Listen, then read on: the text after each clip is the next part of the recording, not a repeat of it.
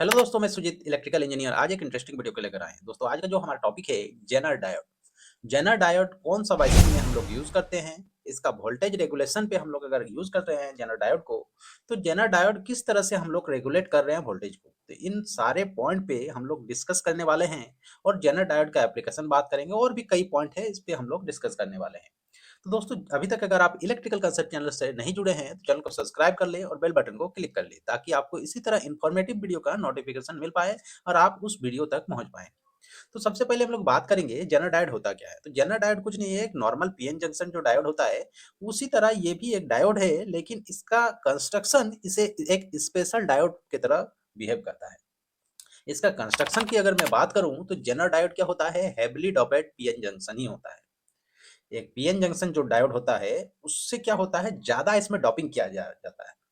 तो ज्यादा अगर डॉपिंग किया जाएगा तो क्या होता है, उसका जो डिप्लीकेशन रीजन है वो क्या होता है, वो पतला हो जाता है, मतलब थिन हो जाता है।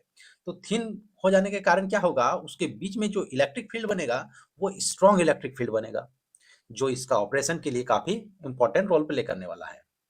तो जैसे कि आप लोग देख रहे हैं, ये है जेनर डायोड, ये है आपका जेनर डायोड। इसका अगर सिंबल की बात करूं तो इसका सिंबल इस तरह होता है। तो यहाँ से आप देख पा रहे हैं जेनर डायोड किस तरह होता है। और अगर मैं प्रैक्टिकली जेनर डायोड को दिखाऊं तो वो किस तरह का होता है, तो उसके लिए मैं नेक्स्ट फिगर में आपको दिखाना चाहूंगा। तो ये जो डायोड देख रहे हैं, इस तरह का डायोड आप सर्किट में कहीं देखते हैं, तो ये जो डायोड होता है ये होता है हमारा जेनर डायोड ही। ओके, तो ये रियली आप कहीं पर भी सर्किट अगर खोलेंगे तो वहां अगर इस तरह का डायोड दिखेगा तो आपको समझ जाना है कि ये जेनर डायोड है। ओके, यहाँ तक तो आपको समझ में आ गया कि जेनर डायोड होता क्या है। अब हम लोग इसका जेनर डायोड का ऑपरेशन को देखेंगे as a voltage regulator. Voltage regulator के तरह हम लोग जेनर डायोड को कैसे यूज कर रहे हैं, जो हमारा वोल्टेज रेगुलेट कर रहा है। अगर मैं जेनर डायोड का एक एप्लीकेशन के बारे में बात करूं तो जो आपके मोबाइल को जो चार्ज करता है, वो चार्जर जो है वो भी एक वोल्टेज रेगुलेटर की तरह जेनर डायोड लगाया जाता है और वोल्टेज रेगुलेटर की तरह आपका काम कर रहा है, तभी आपका फोन क्या हो रहा है, चार्ज हो रहा है। मतलब क्या कि आपका फोन का बैटरी जो चार्ज हो रहा है उसको चाहिए डीसी, और वो डीसी जो चाहिए आपका फोन को वो कांस्टेंट डीसी चाहिए। अगर दोस्तों उस डीसी का अगर कांस्टेंट नहीं मिलेगा, फ्लक्चुएटिंग मिलेगा, तो क्या हो सकता है, आपका फोन डैमेज हो सकता है। क्योंकि आपके जो फोन में कई छोटे छोटे कंपोनेंट लगे हुए रहते हैं जो काफी सेंसिटिव कंपोनेंट होते हैं, जो वोल्टेज के सेंसिटिव होते हैं, करंट के सेंसिटिव होते हैं। तो इस तरह के क्या होते हैं, काफी सेंसिटिव मटेरियल होते हैं, काफी सेंसिटिव कंपोनेंट होते हैं जो डैमेज हो सकते हैं। तो उसके लिए हम लोग क्या करेंगे, एक ऐसा सर्किट बनाएंगे जो हमारा कांस्टेंट आउटपुट वोल्टेज मिले, जो डीसी जो हमारा मोबाइल को चार्ज करे, ताकि हमारा कोई भी इक्विपमेंट डैमेज ना हो, मतलब कोई भी कंपोनेंट आपका डैमेज ना हो। तो कैसे रेगुलेट कर रहे हैं, तो उसका हम लोग देखते हैं। तो नेक्स्ट फिगर में हम लोग देख रहे हैं।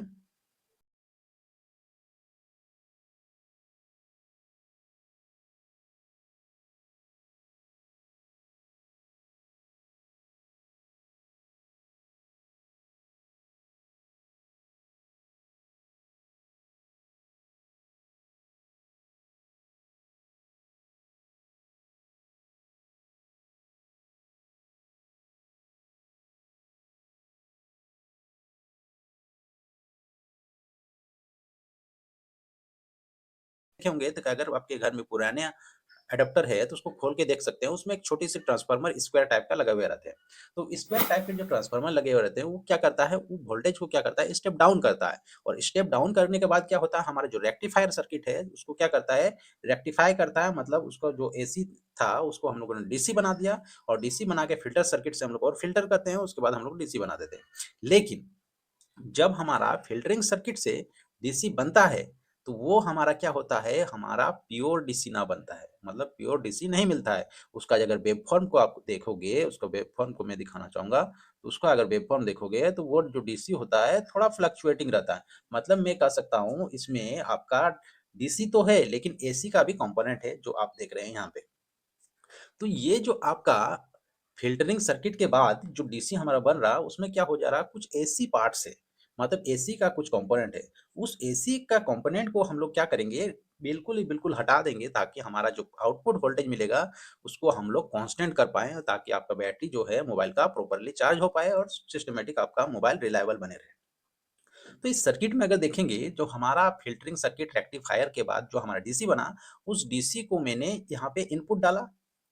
यहाँ अगर आप देखोगे तो यहाँ देखिए आपने इनपुट में क्या किया, इनपुट क्या किया जेनर डायोड का, जो हमारा डीसी रेक्टिफायर सर्किट से जो हमारा डीसी बना उसका इनपुट देखिए VIN है, जो हमारा डीसी मिला, और जो सोर्स का रेजिस्टेंस है जो RS से हम लोग क्या किए हैं, उसको नोटिफाई किए हैं। और देखिए यहाँ पे जो जेनर डायोड है ये है आपका जेनर डायोड। और जेनर डायोड को हम लोग हमेशा कैसा यूज करते हैं, एज ए वोल्टेज रेगुलेटर के तरफ पे, तो हम लोग क्या करते हैं, रिवर्स बाइस में काम करते हैं। तो रिवर्स बाइस में कैसे काम करेंगे, तो जैसे कि आपको पता है जेनर डायोड का इस साइड होता है पॉजिटिव और इस साइड होता है नेगेटिव। तो यहाँ से अगर देखेंगे तो यहाँ पे है देखिए पॉजिटिव, और पॉजिटिव को मिल गया नेगेटिव, और नेगेटिव को मिल गया आपका पॉजिटिव, मतलब क्या, ये डायोड जो है आपका रिवर्स बाइस में कनेक्टेड है। यहाँ तक तो आपको समझ में आ गया। अब देखिए एक जेनर डायोड का प्रॉपर्टी क्या होता है कि जेनर डायोड जो होता है एक प्रॉपर वोल्टेज पे ब्रेकडाउन ये स्टार्ट हो जाता है। तो मान लीजिए इस जेनर डायोड का अगर ब्रेकडाउन वोल्टेज 5 वोल्ट है, तो 5 वोल्ट से जैसे ही एक्सीड करेगा तो ये क्या हो जाएगा, आपका ब्रेकडाउन हो जाएगा और इस जेनर डायोड जो है हमारा ऑपरेट होना स्टार्ट हो जाएगा। ओके, तो ये जो जेनर डायोड है अगर ऑपरेट हो जाएगा ये, तो क्या होगा, इसके थ्रू क्या होगा, करंट फ्लो होगा, जो जेनर करंट होगा जिसको बोलते हैं हम लोग IZ। ओके, तो अगर हमारा यहाँ पे 5 वोल्ट ही मिल रहा, जो प्योर 5 वोल्ट मिल रहा मान लीजिए, तो उस कंडीशन में ये क्या जेनर डायोड क्या ऑपरेट होगा, नहीं होगा। तो ये क्या होगा, एक ओपन सर्किट जैसा बिहेव करेगा, मतलब यहाँ पे जो वोल्टेज मिलेगा हमारा बिल्कुल 5 वोल्ट ही मिलेगा।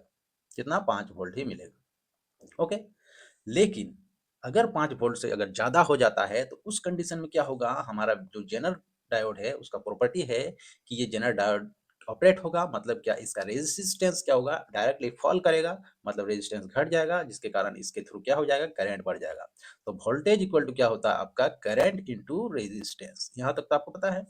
तो इसके थ्रू जैसे ही ये जेनर डायोड ऑपरेट होगा तो करंट क्या हो जाएगा, बढ़ जाएगा। और करंट बढ़ेगा तो नॉर्मली हम लोग सर्किट का जो एनालिसिस करते हैं ओम्स लॉ से, तो उसमें क्या होता है, हमारा जो सर्किट का रेजिस्टेंस है वो रेजिस्टेंस फिक्स रहता है।